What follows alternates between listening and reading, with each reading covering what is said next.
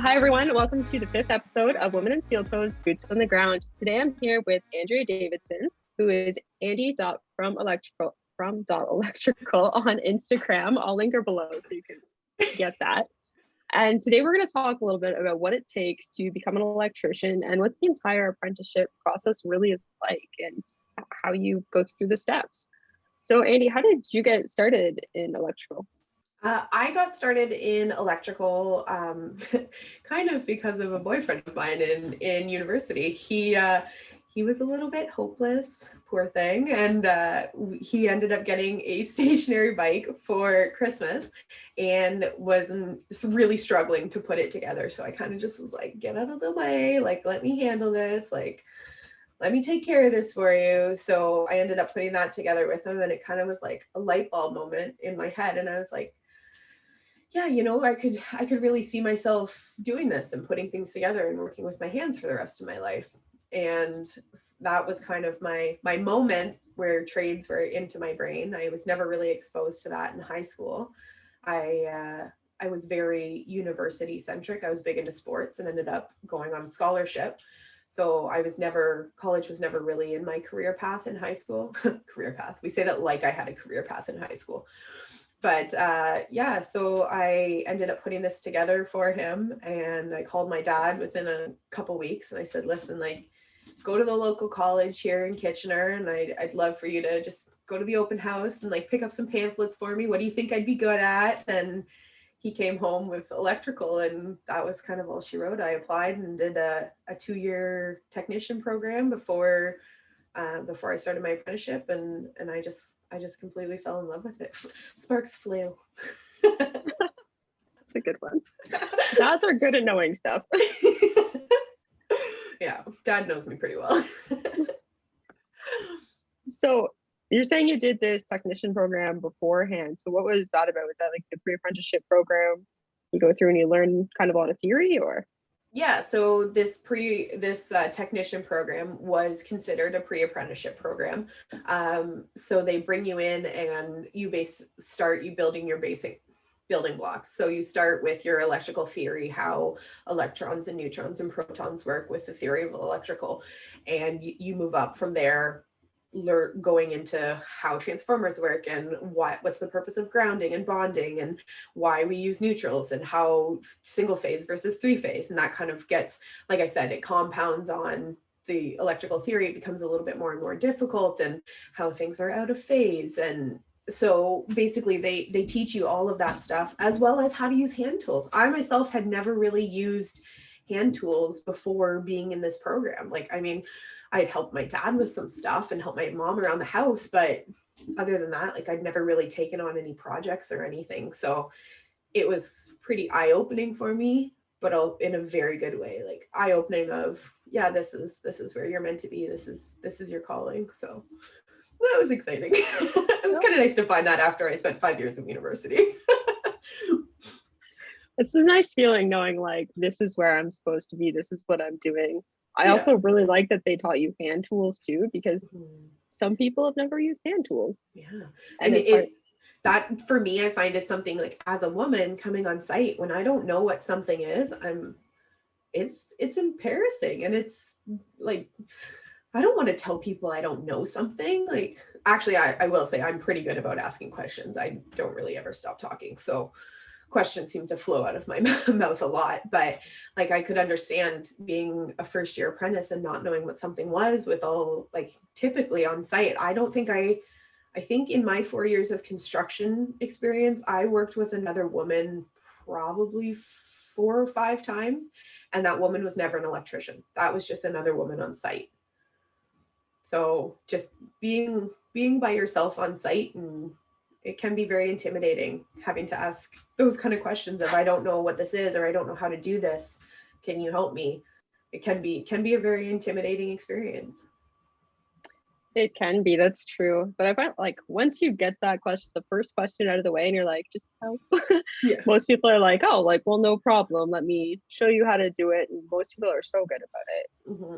I find too, like, my journeymen and bosses and stuff, they'd rather me ask for help the first time, but rather than them having to go back and do it again. right? Save time, it's more efficient. They may have to spend a little extra time teaching me how to do it, but then I know how, and it's being done right the first time.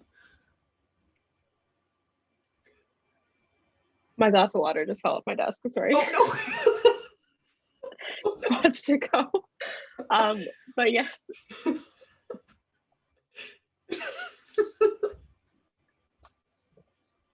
I'm just gonna leave it there. It's gone. But that's so true when it comes to, people are like, oh, ask the question, get the answer. And then they teach you kind of the way they want it done anyways. Exactly. So they're looking at it and they're like, oh, okay, well, good. Yeah.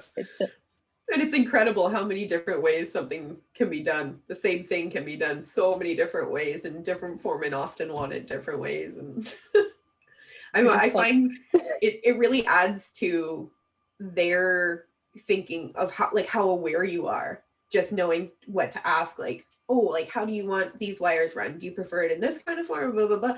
Like, it kind of just shows you kind of know what you're talking about, and you have the confidence to do it in these different ways that you're talking about too. So sometimes I find asking these questions can show how capable you are. Yeah, and it can also spark new ideas too. Like sometimes if you're thinking of doing it a different way and you just talk it out with someone, maybe that was the better way. And they're like, oh, well, yeah, we should do it this way. Or, oh, look, we've caught this mistake because we're now talking about it. So like asking questions and talking through processes, I find it can be tedious, but super helpful. Mm-hmm. Big time. Or like even an amalgamation of both ways of doing it. You might find you're the best way, right? Pretty much. Yeah. So heading back to your apprenticeship. So you are 5th year. You are so close to being done. Like so close. Oh, yeah. Sorry, go ahead. No, go ahead. I was just going to say that I am literally a week overdue of writing my test. So with this lovely global pandemic that we are experiencing right now, I ended up getting my test canceled, and they are going to reschedule me for a undetermined date so far, because they're not sure if they're going to send us back into lockdown. So I'm just sitting on my code book and hoping to learn through osmosis right now. You've got this. Thank you. Just flip a new page every day and put it under your pillow. That's the best way to learn. The second best way to learn. Yeah. Well, but through your apprenticeship, so 5 years, you did your pre-apprenticeship. Did that count towards things? Do you have to go back to school during your apprenticeship? What does that process look like? So typically for an electrical apprenticeship in Ontario, I believe, I could be all of Canada, it works out to 9,000 hours total, school as well as on the job training. And so basically it works out to about 5 years. And in those 5 years, you're expected to go to school 3 times. So this technician program that I did beforehand was considered a pre-apprenticeship. So I was eligible to be exempt from my level 1 and 2 of schooling, which was pretty cool. I took a year off in between finishing my technician program and getting hired on by my original company. And I ended up deciding to go back to school because I wanted that like refresher. And you know what, it never hurts feeling really smart and like I totally know what's going on. So I ended up, and I was lucky enough to actually get my school placement during the dead of winter. So I was like, you know what, like maybe I will go and spend 8 weeks in a classroom instead of outside with 18 layers on. So I went back. Typically when you do an apprenticeship, they try to time it so that your first level of school is in your 3rd year hours wise.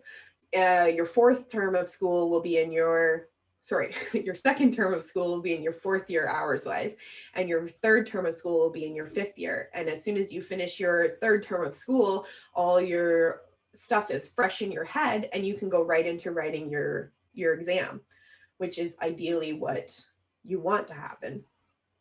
So Ontario is really lucky. When we finished our program, we went right into a CFQ prep course, which is the certification of qualification, the big red seal test. And I know Ontario, we only have 1 test. So we only have 1 big test that makes us eligible to be journeyman. Whereas I know some provinces like Alberta, they have to write 2 different tests. but the second test that they write is their red seal. So in order to work in other provinces, they have to take this second test, but they can write the original one and just work within the province. So I know that there's like a lot of different rules for the different provinces and stuff. And some provinces won't necessarily recognize the designation apprenticeship wise of some of the other provinces, which is wild, absolutely wild to me. But yeah, so it's something to keep in your mind if you're looking to move provinces. So if you go, like, if you leave and go to Alberta tomorrow, you have to write their exam. Right. Well, I'm not sure if I could write, because I did all of my apprenticeship here, if I could just write the one like that would be red seal. I know there's one girl at my company who is from British Columbia, and she is flying back home to write her test because she can get in faster than she can here. Even with her like 2 weeks of quarantine and stuff, she's able to go home and write and then like be licensed, and she'll be a licensed electrician by the time she comes back.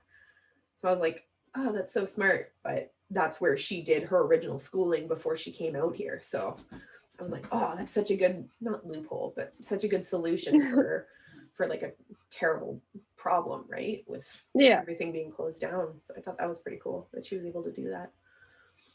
That is pretty cool. And just like, that's wild, because I didn't even know that. So it affects your hours, your apprenticeship, like your licensing. If you do choose to go to another province, it's kind of, it knocks you back a step or two.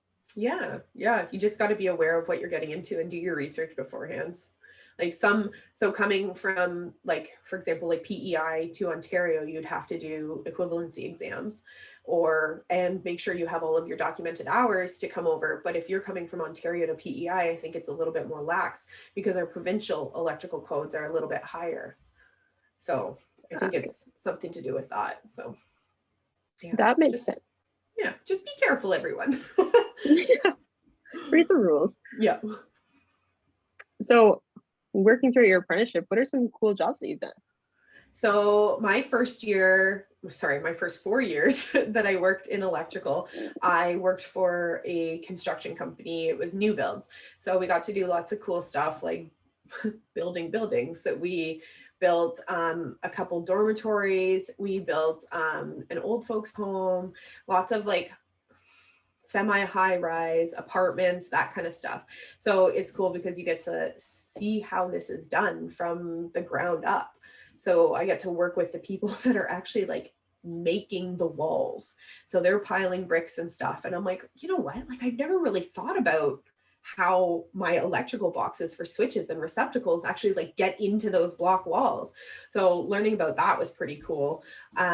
But probably my top two favorite jobs that I ever worked on were, I got to do a new build bowling alley, which was really cool, learning about all the like special stuff that goes into being a bowling alley and the special technicians that come out to wire up your pin setters, because it can't be done by just a regular electrician. They have specialists for this particular company, and they're like moved all over North America in order to work on these bowling alleys, which I thought was really cool and like something that I hadn't ever even thought about. Like, I didn't realize that it could be so specialized as like, okay, all I do is work in bowling alleys.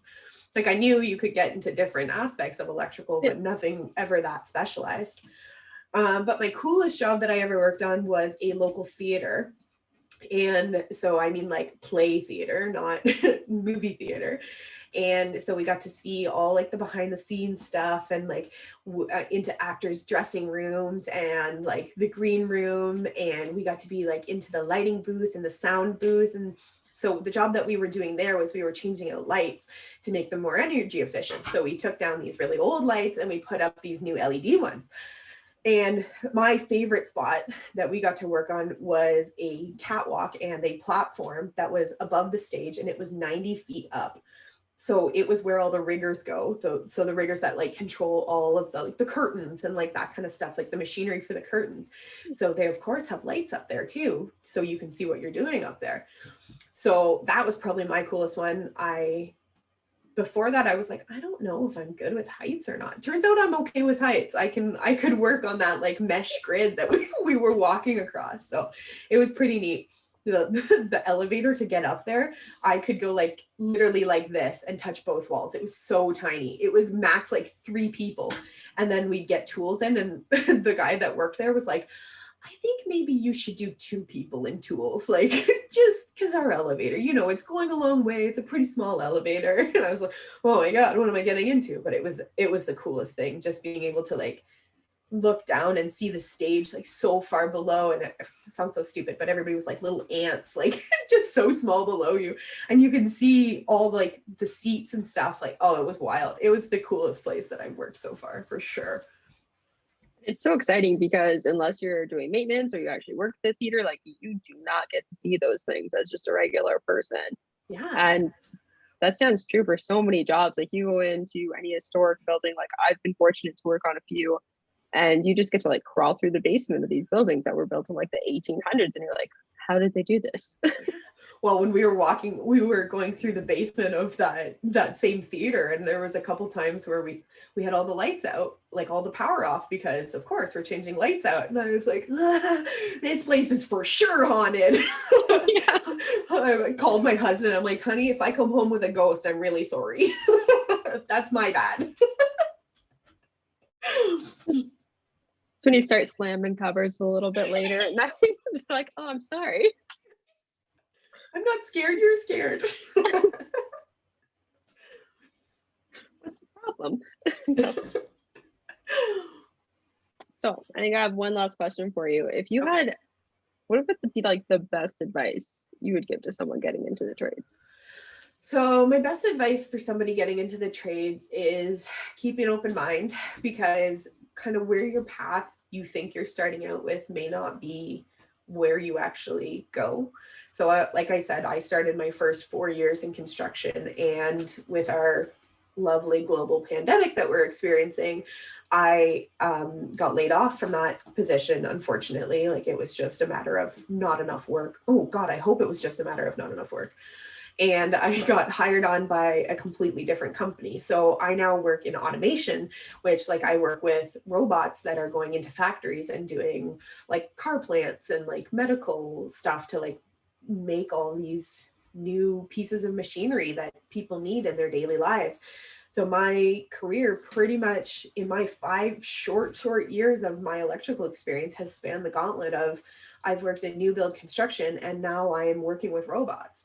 So I would say keep an open mind and ask lots of questions would be my 2 pieces of advice, my little nuggets. I think that's great advice. Like ask questions. Don't stop asking questions. And take advantage. Like I said, how if your path isn't necessarily going where you think it might, but keep in mind, like it's all about networking. So you have a job that you didn't think was exactly what you wanted. You may end up loving it, or it may introduce you to somebody in the job that you do actually want for the rest of your life later down the line. Like get a foot in the door and keep an open mind about it. Yeah. And networking is important because I find as well, like in any trade in electrical as well, like you said, the bowling alley, like getting that specialty technician in, like how many specialty technicians are there? There's so many different experiences you can have. So really trying to figure out network and see what your options are is a great thing as well. It's huge. Yeah. Now, specific to electrical, is there anything you would say to somebody starting out there? Like I said, ask questions. For me, I know that doing that pre-apprenticeship program really helped me. It opened a lot of doors for me, actually. My old boss was saying that he won't look at hiring an apprentice that doesn't have any sort of pre-apprenticeship experience, just some sort of, you have a clue what's going on. You're not completely green coming into it like I was in school. But so keep an open mind about doing something like that. And I realize that's not feasible, but I know there are programs such as like a return to work situation for people with second careers, or through your local union, through the IBEW. They have lots of like programs where you kind of do a small test, and then they'll put you through training for a couple of months. And then if you are up to snuff and can pass the muster, I don't know if that's how that saying goes, but if you give them what they're wanting from this training that they've put you through, then they put you onto the list and they have you signed on as an electrical apprentice. And now, I'm not unionized, so I'm not exactly sure how that works, but I know generally when you're looking to break into the trade, it is a lot of who you know. So the union can be a really good way to kind of get your foot into the door. But it can be. And just to note as well, there are a lot of scholarship opportunities and grant programs out there, especially for women in construction. Half of them barely get used. So make sure you're researching in Ontario, like Ontario grants for electricians or women getting into trades. There's plenty out there. Do a little bit of research to help you financially as well. Oh, that's such great advice. Like if like we said, you are doing a pre-apprenticeship program, look into the programs at your school. There may be something that fits you to a T. Like there may be something that women in trades, there may be something that's just trades in general. There may be something that's return to work. And some of them you don't have, like you can get more than one, which is really cool. Yeah, apply. What do you got to lose, right? Pretty much. Before we close up, Andie, is there anything else you'd like to share with us? Oh, the Resistor Sisters. Please tell us more about the Resistor Sisters. I was like, no, I'm good. Yeah, so we have started up a little group of myself and 2 other electricians. They are women out of the Milton area of Ontario, so just outside of Toronto. Yeah, absolutely. So Shannon, who is at lady.volts with a Z, I believe, on Instagram, and Darcy, who is at sparks_2_sparkles on Instagram.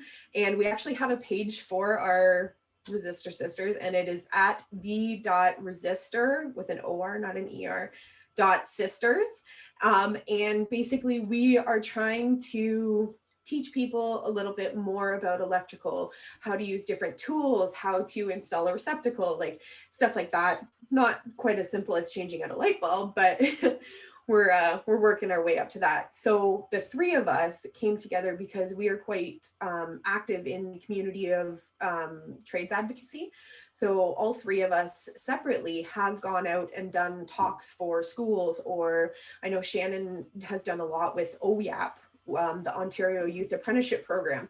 And so we basically have been talking to school-age children, not just women, but children.